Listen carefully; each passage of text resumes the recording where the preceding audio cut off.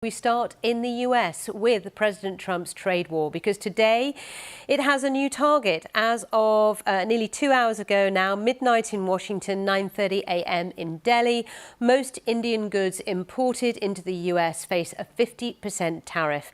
The US imposed a 25% import tax earlier this month because of what the administration sees as an unfair trading relationship between the two. Now it's doubled the rate as punishment for buying oil from Russia. So let's just give you a sense of what's involved here, looking at some of the numbers. To start with, last year, the United States was India's biggest trading partner, with bilateral trade worth $190 billion. But here are the numbers President Trump is upset about. India sells a lot more to America than the other way around. So last year, the US ran a trade deficit with India of almost $46 billion. Proof to President Trump the relationship, in his view, is unfair. And here's the other bone of contention.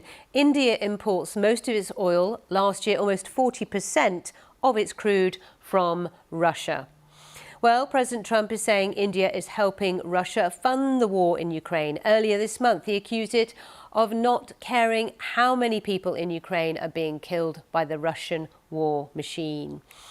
India's Prime Minister Narendra Modi is defiant on all of this. On Monday, his ambassador to Russia said India will continue to buy oil from wherever it gets the best deal in order to protect the interests of its 1.4 billion people. So how hard will these tariffs hit India? One US-based expert has told us the overall impact on India's vast economy will be limited. Well, the trouble is that a lot of the discussion has been very alarmist based on absolute numbers, because India exports about $70 to $80 billion worth of merchandise. But honestly, when you look at it, it's about 2 to 3% of India's GDP is the merchandise exports to the US. And of that, some very significant exports have actually been exempted. So medicines have been exempted, and services, which is the big one, have been exempted as well. Well, many Indian companies and workers will be hard hit, though. Our Mumbai correspondent Archana Shukla has been talking to a company boss who's a major exporter to the US. Well, yes, there is a scramble here amongst businesses focused on the US market. They are anxious, they're nervous, but there is also acceptance that the 50% tariffs are here now, at least in the short term, and businesses are trying to brace up for the impact. I have with me Vishwanshu Agarwal. He's a textile manufacturer and exporter who has businesses across the value chain, from weaving to finished goods, apparels, etc. Vishwanshu, the 50% tariffs are a reality today as we speak.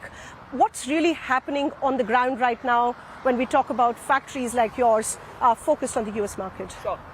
First, Archana, I would like to thank you and BBC for giving me this global platform to express on behalf of the industry how we are dealing with these uncertain times. So yeah, Archana, coming to your question, customers are now, with this 50% tariff, especially US customers, or only US customers, are not willing to sort of, they can't absorb these kind of margins in our industry, and they are definitely looking for alternatives. So, orders haven't been coming in lately, and things are not good. Orders are drying up, and things are not very good at the moment. Well, in terms of production, have you stopped producing, or are you still working your factories? No, we are still working. So what we are doing currently, being slightly larger and more, this is impacting us a little more.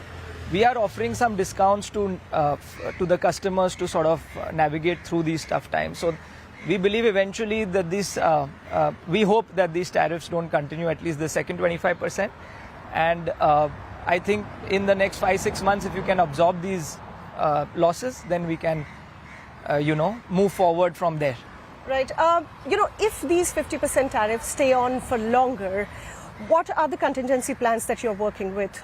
So the contingencies that we are looking at is the usual markets, the bigger markets, the economies like UK, Europe, and even emerging markets like South America and UAE. We are looking to try and build a relationship with them and work with them. And even India, you cannot ignore as a sector. It's a very important sector, and the consumption is growing every year. So it's a very important sector.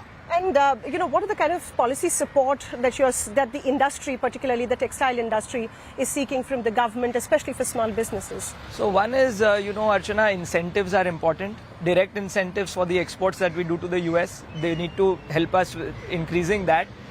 The second is, some kind of incentive, worker incentives, bank moratoriums, and even if the government, this UK FTA that was signed recently by our government has helped to get a lot of traction into Right. India. It should be signed any moment now. Right. Similar, if we can do with other countries like Europe, this will really help the industry further. Right.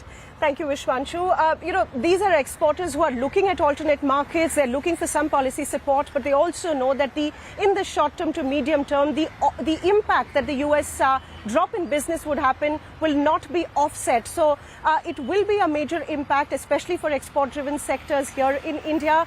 We are looking for some small businesses that might fold, and they would need more amount of support. And also the hope is that US-India go back on the table to talk trade and get to a resolution on this.